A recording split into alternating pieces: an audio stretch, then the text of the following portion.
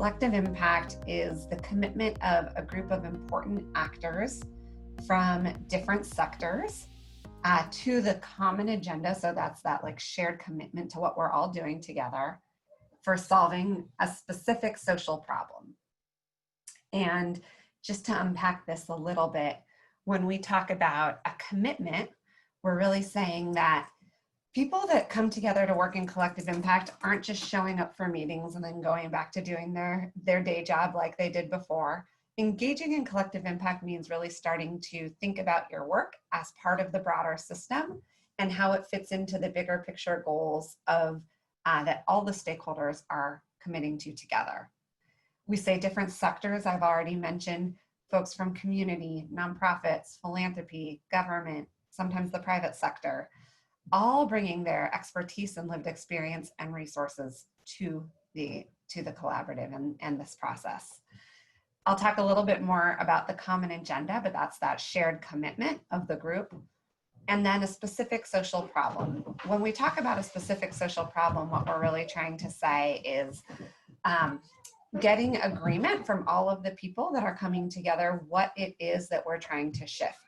So, you know, Dr. Gray mentioned, sorry, I think you might hear my 2- and 5-year-old in the background,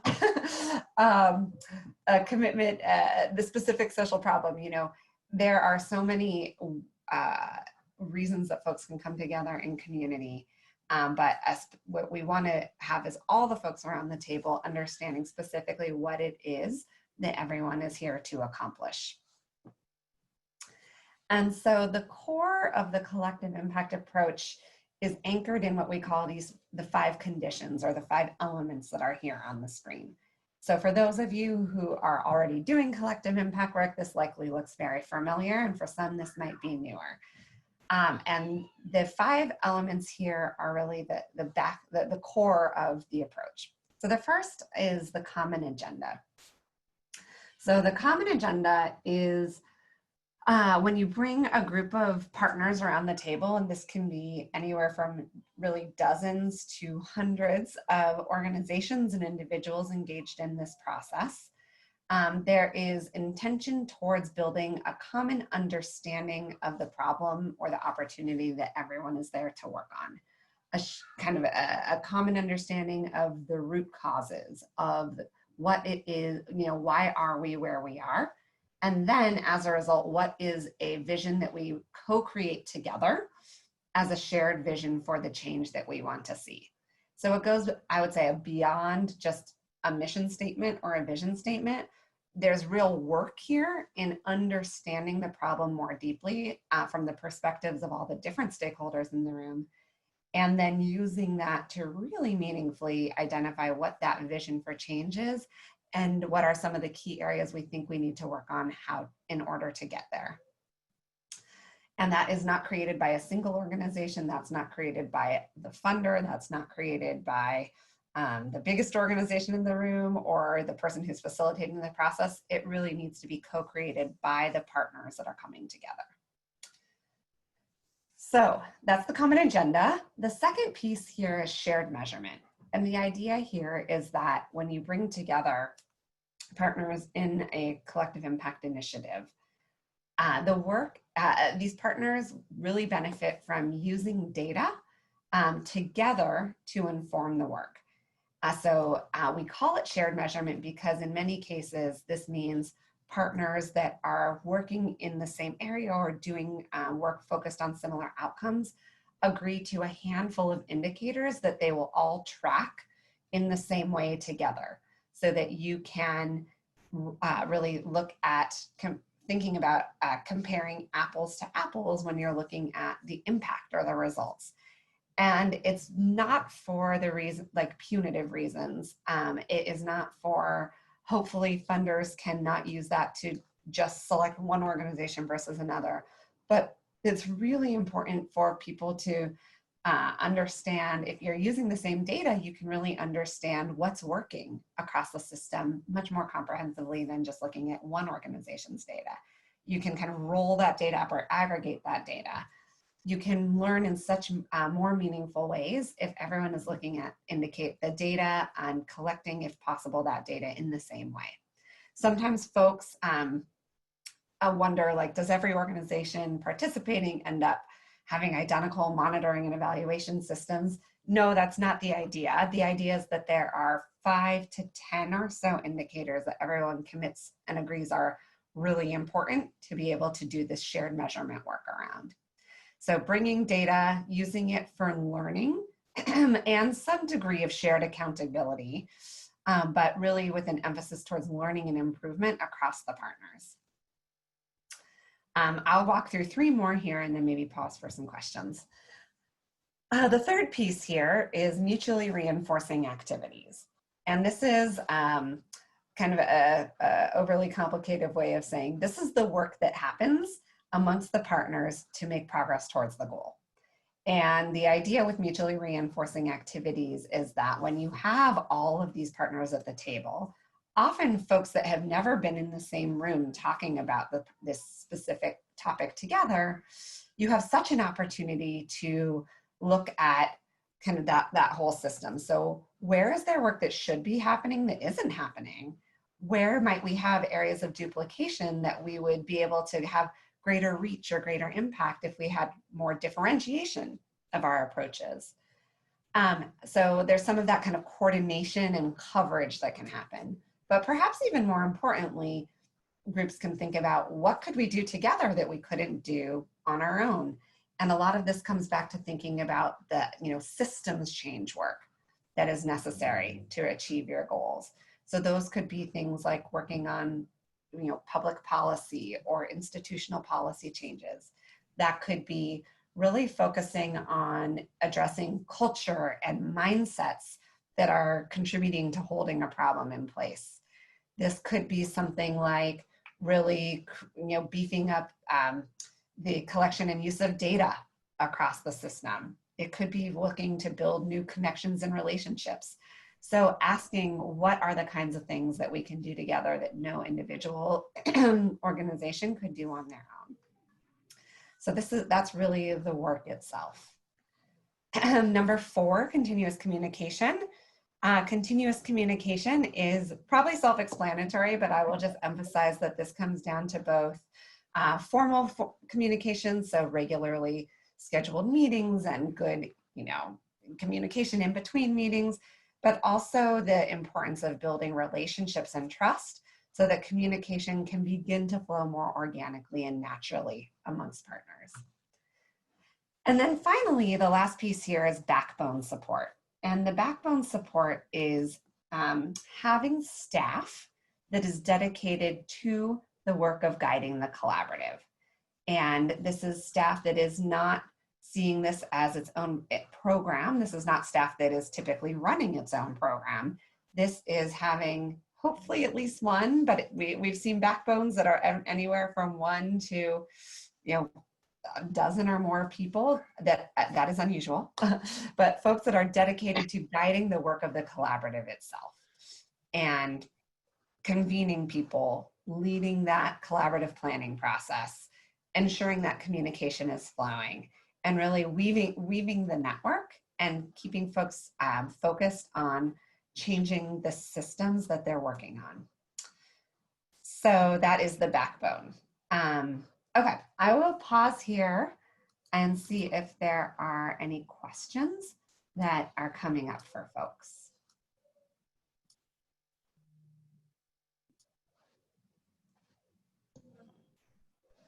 You can come off mute or put it in the chat. All right, good morning, Jennifer. This is Cassandra with the Department of Juvenile Justice. Have you seen this work specifically fare well in organizations or with projects that are already in motion? And so maybe as a way to renew a commitment to a long-standing problem. That's a great question, Ms. Evans. Thank you. Yes, definitely we have.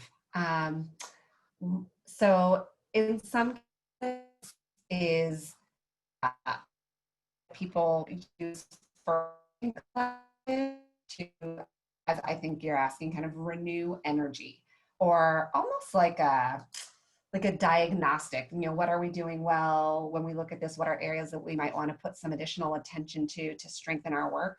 So there are many groups that have shared with us that they have found this to be useful in that way. I think often what folks find if they have some work going and see this more as like a refresh or a renewal is that this approach can encourage them to kind of broaden the tent, expand the group of people that are engaged in the conversation. So maybe folks that are coming from more lived experience than have been engaged in the past, or bringing the private sector in, or bringing philanthropy in. So one of the things that I've heard often is that thinking about this at a, even more holistically, is expanding the group that's engaged, and then thinking about, I would never want this to come off as like a checklist or a prescription for how change happens, because as you all know, it's much more complicated than that. But this can be a way to reflect on what's going well and what areas might need additional attention. So maybe that's a long-winded way of saying, absolutely, for work that has been going on as a refresh, but also there are groups that will use this, I won't say starting from scratch, because work in community never starts from scratch, but as a way to bring together a new collaborative focused on a new topic. All right. Does that answer the question? It does. It does. And listen to what you're presenting here makes me think of a couple of different projects that as a jurisdiction Broward County has worked on. And we didn't frame it as a collective impact, especially down to the evaluation part of it. And so I'm trying to think of ways that we may be able to integrate this into what we've been working on. So I appreciate that. Thank you much. Yeah, thank you. Mm-hmm.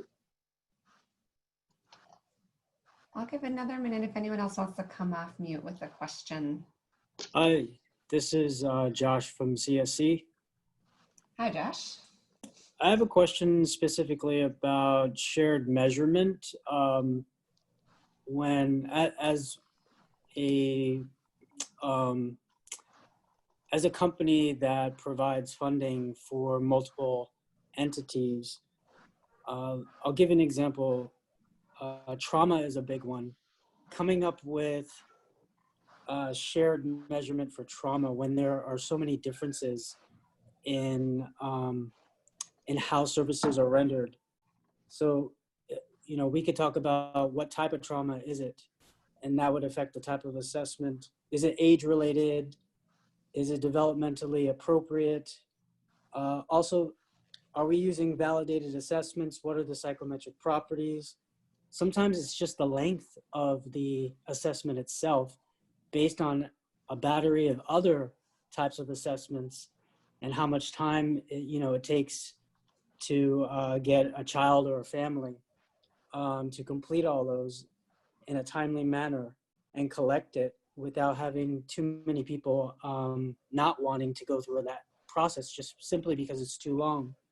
Also making sure that these assessments are culturally and culturally sensitive, racially equitable, all those things come into play. So I guess what my question is, that in of itself seems like such a huge feat to get, let's say, half a dozen different providers to come on, on the same page as. Hopefully I'm making sense with all that.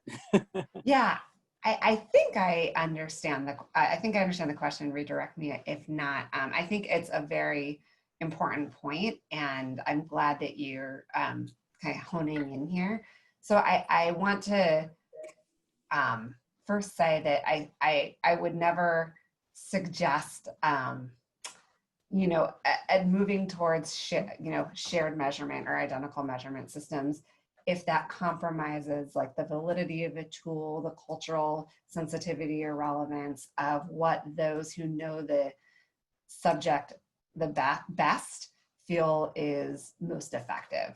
That would definitely not be advisable.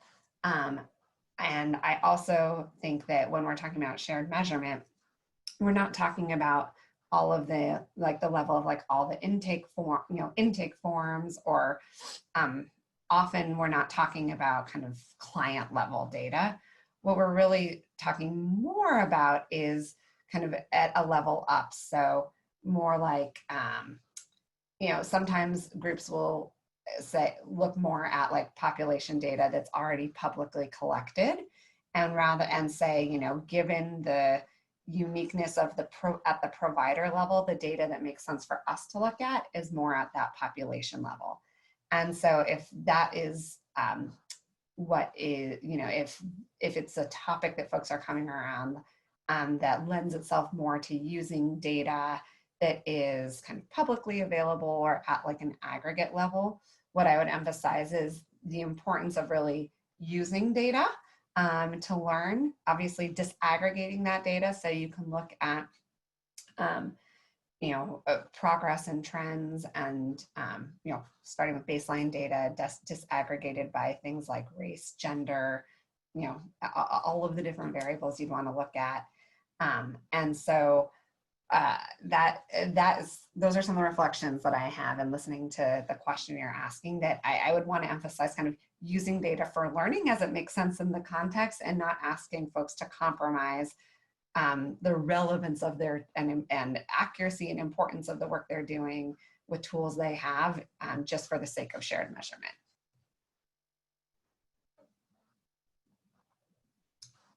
So I'm Nellie Visram, and I think Josh asked most of the questions I had actually around, I'm working with a coalition that's looking to shift resilience, community resilience. So I guess that's the flip side of trauma, right? Like increasing resilience. And so one of the challenges is that all of the data is, there is no measure for community resilience. And so wanting to kind of take the approach that was just in the response you gave, like literally, maybe having a combination of different indicators. One of the challenges is that, how do we engage in a process like that when we're all kind of volunteering to make this happen, and also one of the challenges for me is how do you measure resilience? And I mean, this is specifically pertaining to resilience, in a positive way, as opposed to looking at, well, one of the things we could look at is the decrease in suicide rates, right? But then how do we flip that so that we're actually looking for the positive outcomes that we want to see? And quite frankly, so far we haven't been able to come up with something. So it's a bit of a challenge when the very thing that you want to measure there isn't data out there that looks at it from that perspective. We can talk about the decrease in things, but to actually look at the increase in resilience has been really challenging. So. Yeah, that's definitely tricky. I'm not a subject matter expert on resilience, but I think one of the things I was thinking about in listening to what you're saying is, a topic where there isn't, well-defined measurement approach or even access to data. I mean, I do think using the group's energy to think that through, looking at other communities that are working on resilience as benchmarks, you're likely doing that, but that's probably where I would start to see, what are other communities doing, and definitely underscore the appreciation for your saying, taking an asset-based approach to what indicators you're measuring. And so I think that using the group that's coming together's energy to do that is a great place to be focusing your energy, without having an answer for you of what they should be, or specifically. But I do think that kind of doing benchmarking and then adapting to the local context is, at least without knowing more, where I would start. I do think, you mentioned we're all volunteering to make this happen. I think with collective impact, it's a tricky line to walk, because participating in the collaborative is not, unless you are the staff of the backbone, it is not the day-to-day focus or job of anyone in particular's work. But it does require the commitment of partners. And so I think for it, you know, it has to, you know, the collaborative, in order to get momentum, like, needs people's commitment. And so those who are engaged, hopefully this is core to the work that they are doing or the passion that they have, so that they are able to commit the time to it. And there's no way of getting around a collective impact like that. It does take time, and it is a process.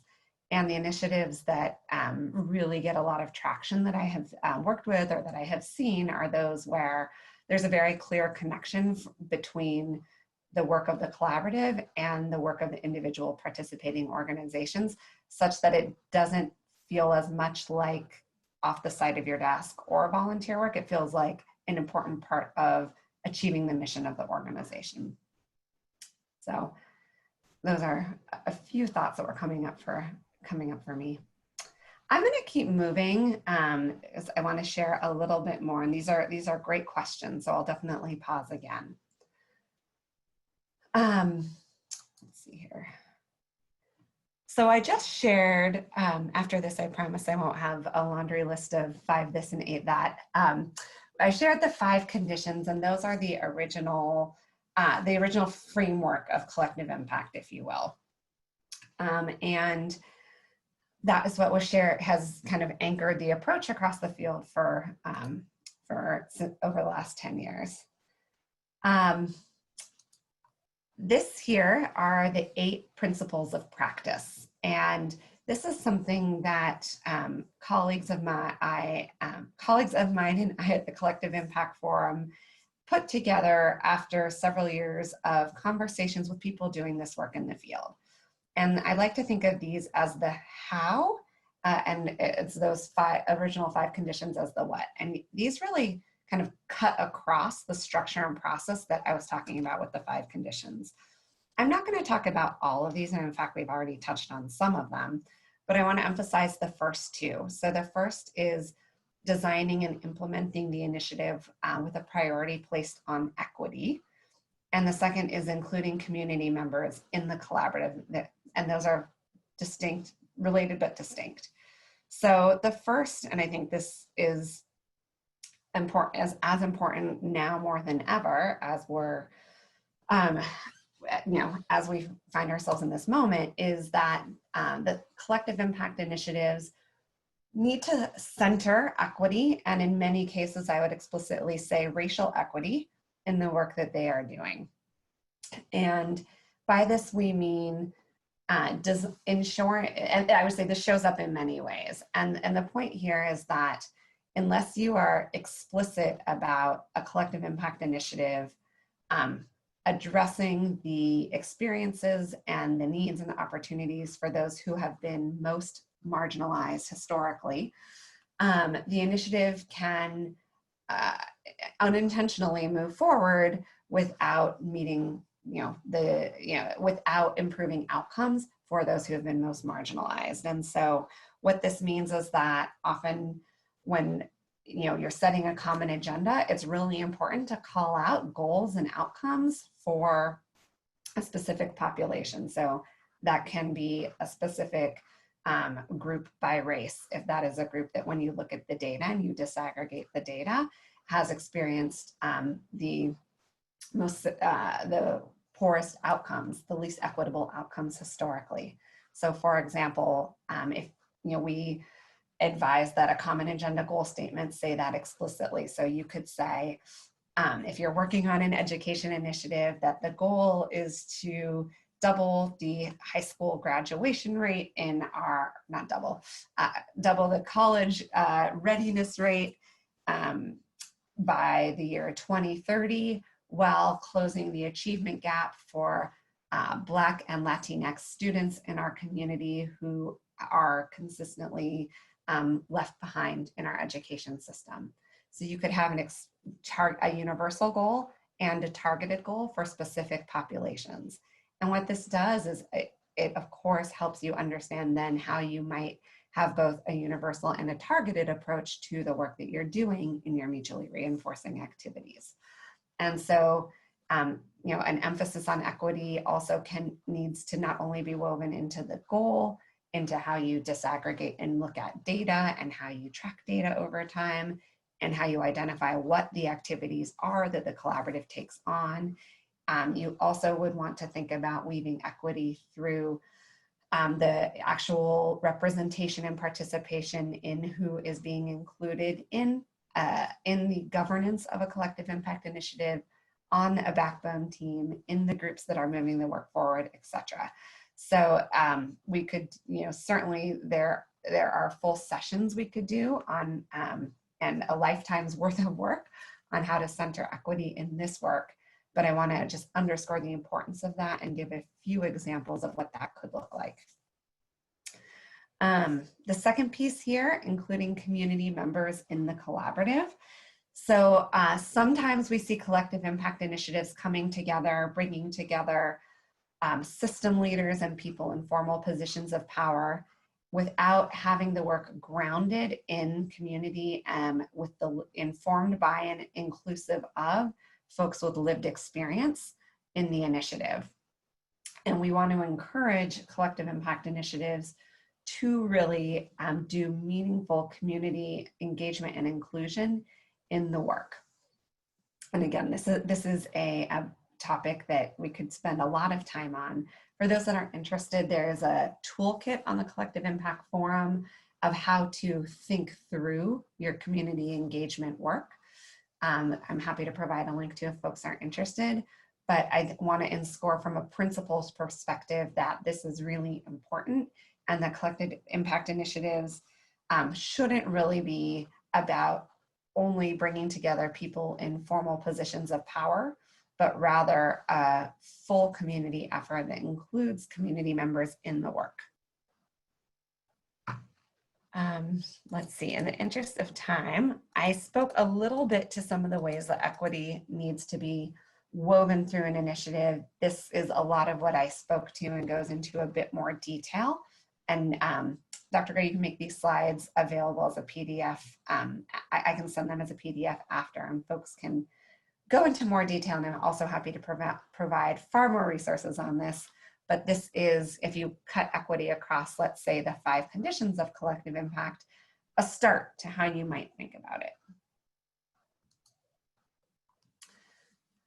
So as I keep going, I wanted to say, I do often get the question, okay, I think this makes sense, but help me understand what, help me continue to understand what is different about collective impact than other forms of collaboration. And I think it's a tough question to answer because it depends on the kind of collaboration that you've been engaged with in the past. But I want to just offer a few reflections that may be helpful. So in collective impact initiatives, we're really talking about a goal and the purpose of a collaboration about affecting change at a population level. So it's not about improving a specific program or what I would consider like a more narrow topic. These are typically pretty comprehensive and broad in the purpose. And this is not something that there's one kind of strategy that needs to be employed. The whole purpose of collective impact is that you're bringing many different strategies together to affect an issue. So if you're talking about,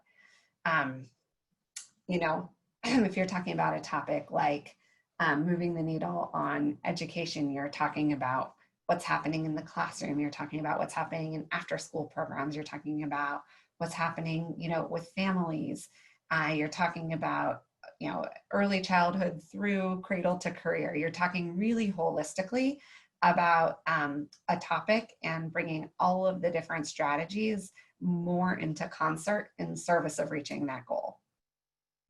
That is why often it is really, it's important to ask if this is the right approach, because as you can see, as you hear and many of you know, this involves a lot of stakeholders and a lot of coordination, and what some collaborative infrastructure is a term that some folks use. Some folks also say it involves a lot of process. But the idea is that when not invested in this kind of work to change things at a system level, we're going to continue to see work more piecemeal that's not adding up to the change that folks really are trying to achieve. And so I've already alluded to kind of the scale of the partnership being different. We often are talking about bringing together dozens to or more organizations and individuals to come together in this work.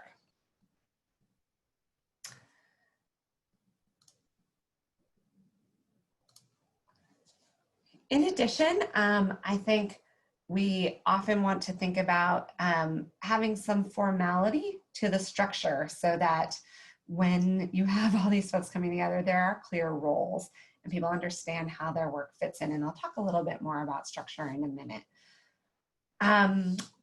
Engaging the community. So depending on the kind of collaborative that you know, a collective impact is being kind of compared to, if you will. Sometimes having folks with lived experience and members of community involved in the partnership, in the collaborative, is different. And we would definitely say that that is an important thing to incorporate in using a collective impact approach. And then we've already talked a little bit about data. If whether you call it shared measurement or using data for learning and improvement, having data as part of the work of the collaborative, having the work informed by data, using data as an anchor when people are coming together. And if data isn't available, prioritizing strategies to think about how to make data available can be an important piece of collective impact work. So it's not one of these things, it's sort of the combination of all of these that we see in collective impact efforts that often makes them look or feel a little bit different than some other collaboratives folks have been engaged in. And I will say, collective impact is, just in case I haven't made clear, collective impact is not the only approach to collaboration. It is not the only approach to doing work in community by all means. And so thinking about if this makes sense is always really important. And so I just mentioned that having some structure to the collaborative can be really helpful. And I'm going to share a visual for how many groups think it's useful to think about structure and collective impact work. And the first thing I want to recognize is that this work, of course, always starts with work being done by partners in a community. Some folks are working relatively independently. Some folks may already have existing partnerships with some organizations or even broader existing partnerships, but this work always happens in the context of community partners already working on the topic. Often what we see is a steering committee coming together that's representative of the range of experiences and perspectives of community members. And that steering committee really serves as the guide for the process of starting a collaborative or setting intentionality around that common agenda, but very much informed and in partnership with a broader set of community partners. And it is the backbone that really is focused on guiding that process forward. And then you have the common agenda and shared measurement that spans the work of all of the partners. And that often what we see is we have subgroups, or we call work groups or action teams, whatever you want to call them, subgroups that are focusing on specific pieces of the work. So you have, and then communication flowing between. So you have kind of like strategic guidance and support here on the left, and then the action happening in the work at the work group level, like on the right-hand side of this chart. And the work groups can focus, are really just how subgroups of the issue are broken down. So you could have work groups that are focusing on different levers of the systems change. So you could have like a policy work group and a culture change work group, a public awareness work group, a work group that's focused on data.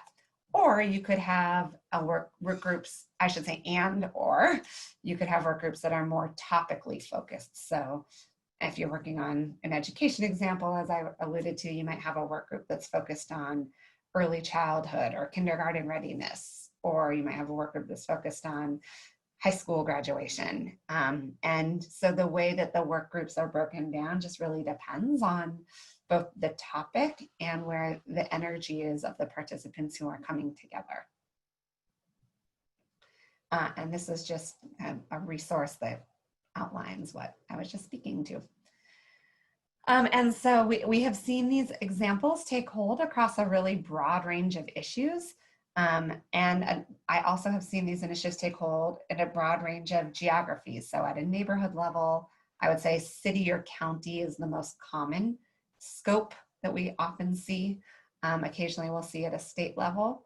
But it is really more of collective is really more about an approach and structure and process for collaboration that can be applied at different focus areas or different geographic levels. I also wanted to point folks to a research study for those that are interested in research and literature, a study that was published in 2018 called When Collective Impact Has an Impact. It was done by Spark Policy Institute and ORS Impact. It wasn't published this year, it was published last year.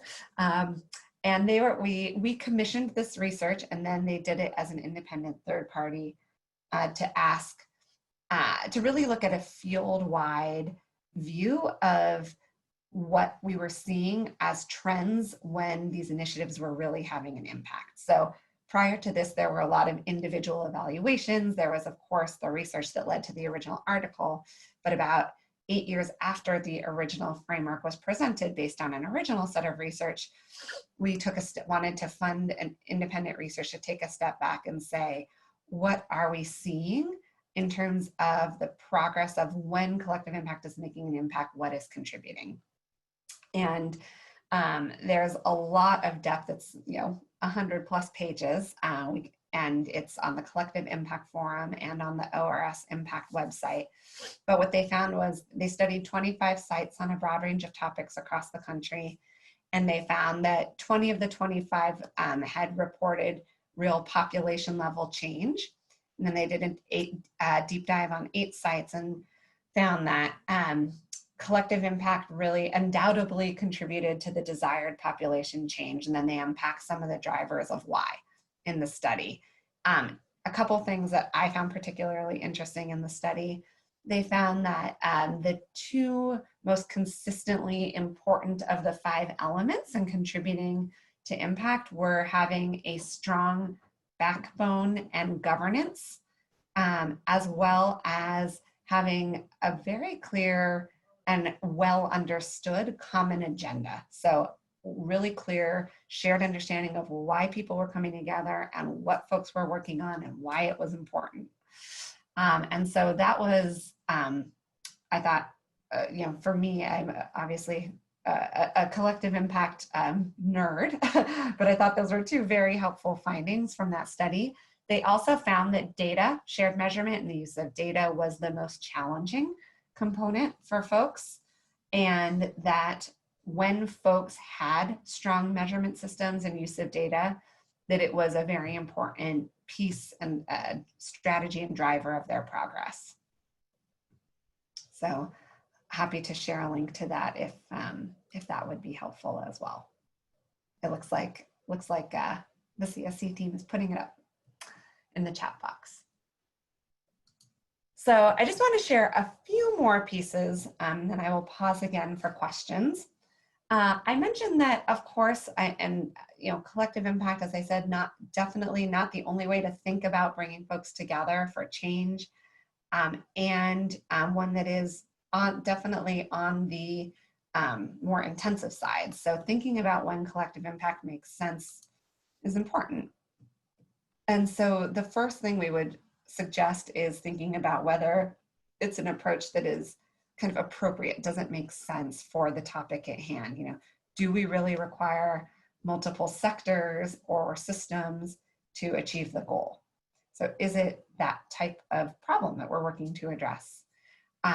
Do we really need different kinds of interventions and strategies versus perhaps replicating an individual program? And is this something that impacts a significant part of the population where really focusing on this broad system level change makes sense? So these are some guidelines, again, not a formula, but some guidelines to think through whether this approach makes sense. And then I do think it's also important to think through what we would call readiness. So are there influential champions who can really galvanize folks to come together on the topic? Is there an urgency? Like, can we really, are there people who have a fire in their belly to work on this topic and put in, through their day jobs and or through their personal passions? Is there urgency to do this work? Availability of resources. So it does require some additional resources for the collaborative process. So for the backbone, for sometimes additional data work, for convening, sometimes, for stipends for folks to participate who are members of community and doing this not in a professional capacity. Are there availability of resources for the process to unfold?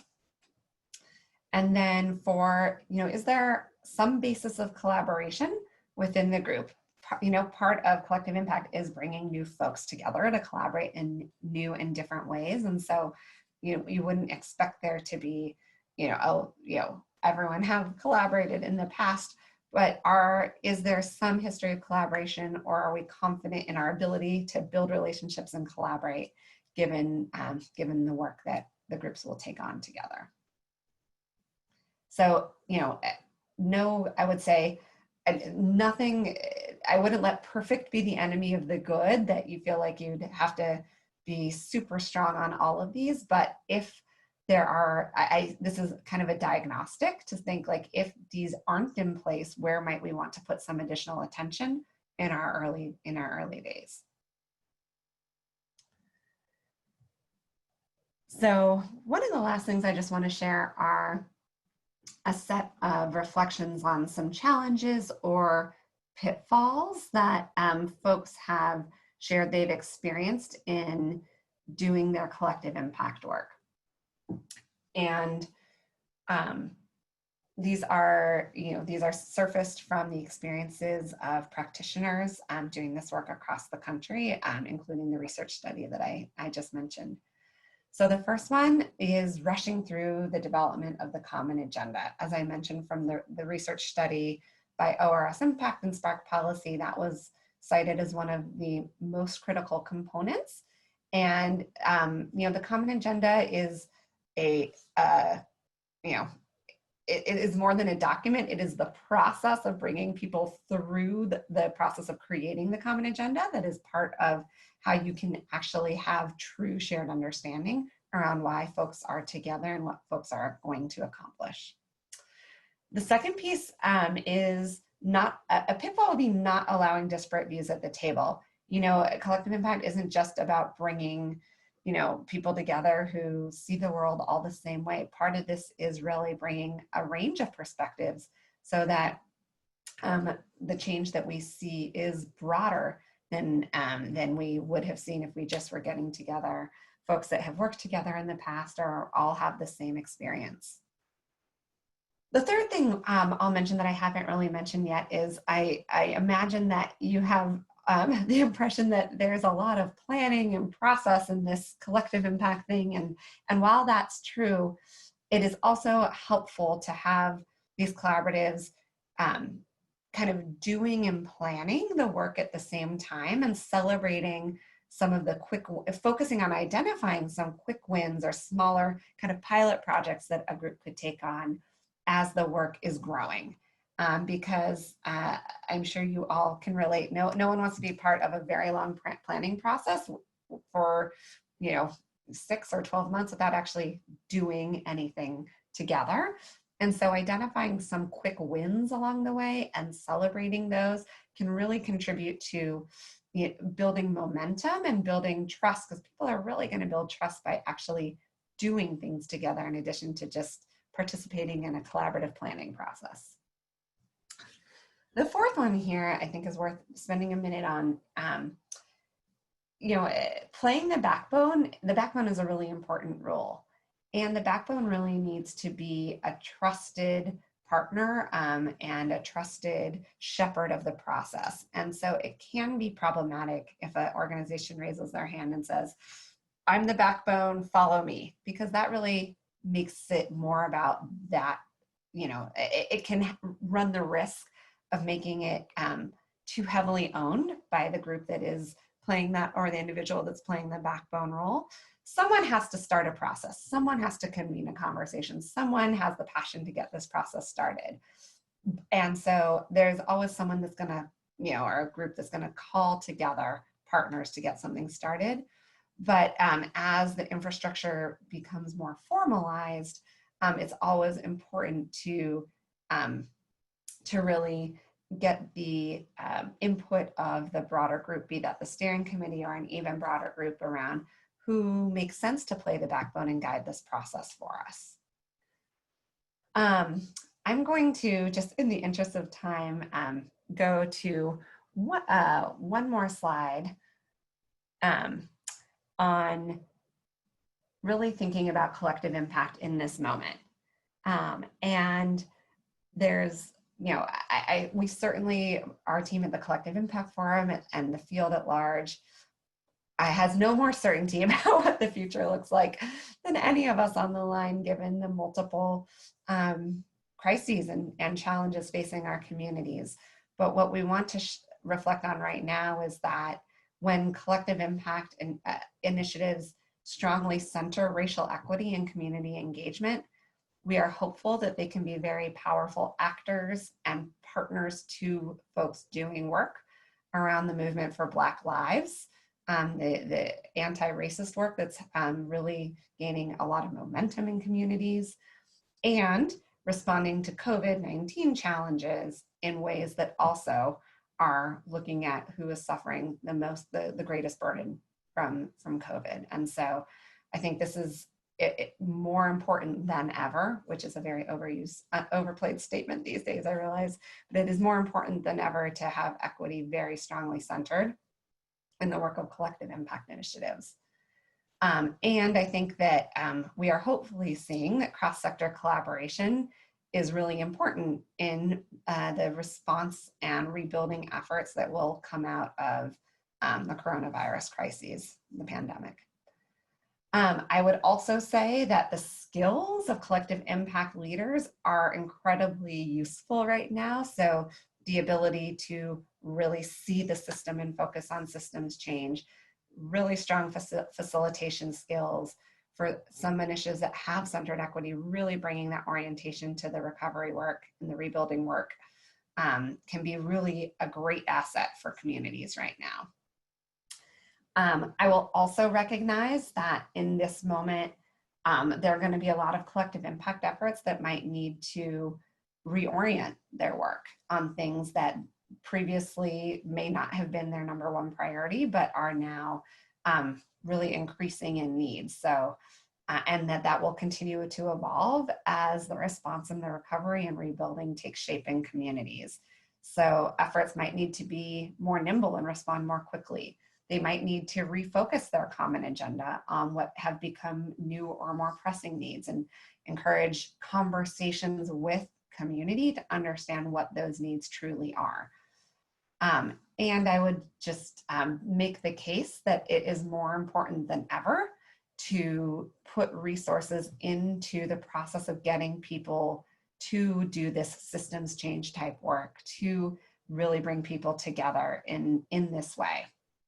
And so it might be harder, and I would say it might be harder given the direct service needs that we're seeing because of the pandemic and the economic downturn. So I think that I would be naive in saying that we won't see attention about the perhaps challenge in getting resources into the collaborative infrastructure, but the recognition that we know that it is more important than ever to have those skills and that way of work happening right now. So I'm going to stop there. I think we are probably at time, or 1 minute over, I apologize. I'm going to pause here and see if the team from the Children's Services Council has any additional reflections that you'd like to share before we wrap.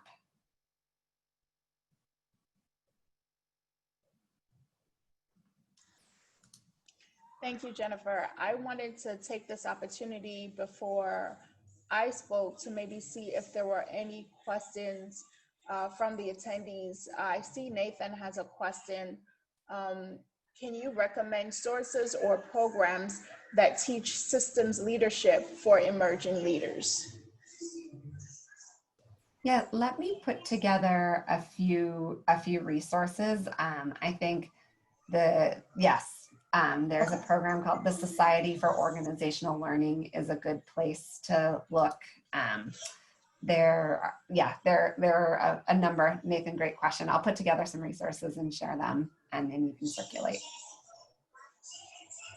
Are there any other questions from anybody else in the group? Thank you, Jennifer.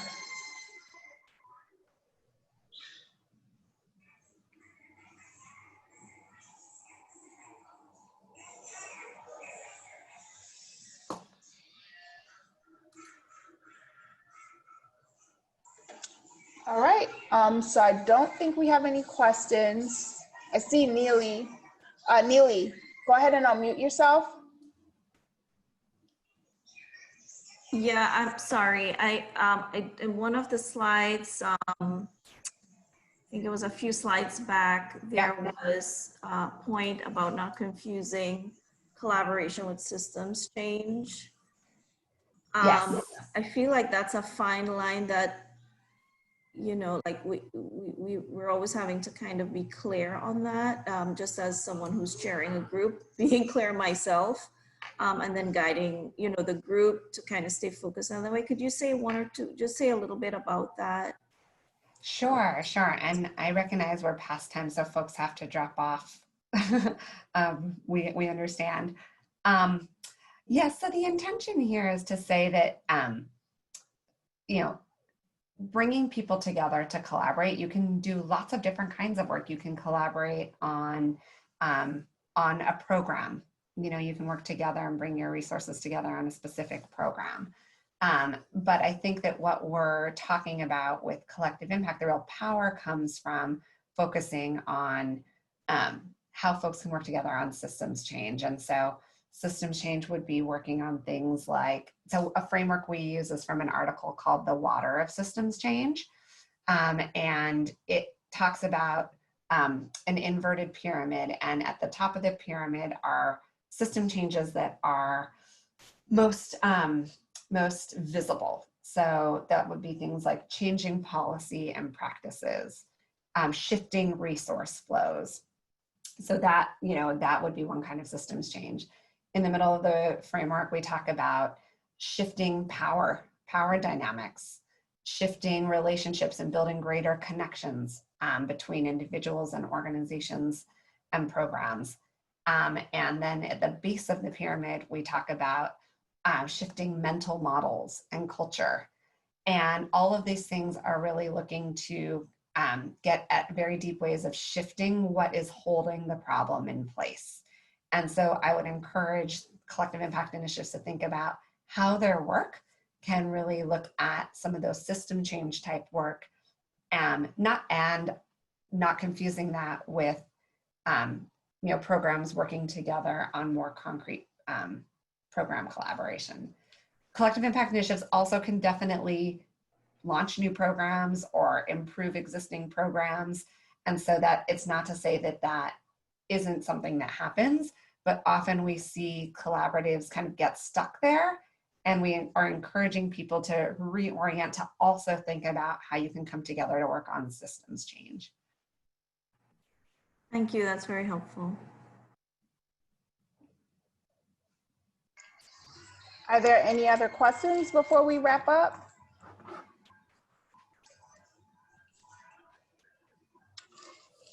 So it was important for us to have this conversation. Over the last 3 years, we've added new committees to the Broward Children's Strategic Plan. We've also spent a lot of time as a collaborative really honing in on identifying what curves we want to turn as a community. We've spent a lot of time disaggregating data. We've infused our racial equity work. If there's anybody who's on this call who's still not done the 2-day racial equity training, please reach out to me and I will connect you with our training department to go ahead and get that scheduled. And so this, I thought, was a really good opportunity for us to get on the same page and to understand what collective impact is, and then also to clarify the role of the backbone agency. There are a couple of different agencies in our community who are providing backbone support to several collective impact initiatives that are in our community. And if you are unsure as to what some of those are, we can talk about it at our next chairs meeting, as well as maybe talking about what maybe are some of the roles that you would like to see us provide as a backbone for the Broward Children's Strategic Plan. Again, I guess my 2 cents, 2 words of wisdom for us as we move forward would be, if you've not yet done the racial equity training, please reach out to me. If you've not taken the implicit bias local history training that Michelle and Sue lead, please also reach out to me. It is important that we all get on the same page as to what racial equity is, as well as what implicit bias is. And then when we talk about the disaggregation of data across race, what does that look like? And so in September, we will have an offering for the RBA training. It will be virtual, which is also another piece of the puzzle that we use to support our work with the Broward Children's Strategic Plan. And I would also point to collectiveimpactforum.org as a source of resources, many of which I referenced today. So thank you all very much for carving out the time during these really important moments of work. So thank you. And thank you, Jennifer. And thank you, Nathan, for setting this up for us. Have a good day, everyone. Thanks, Dr. Gray. Bye-bye. All right. Bye.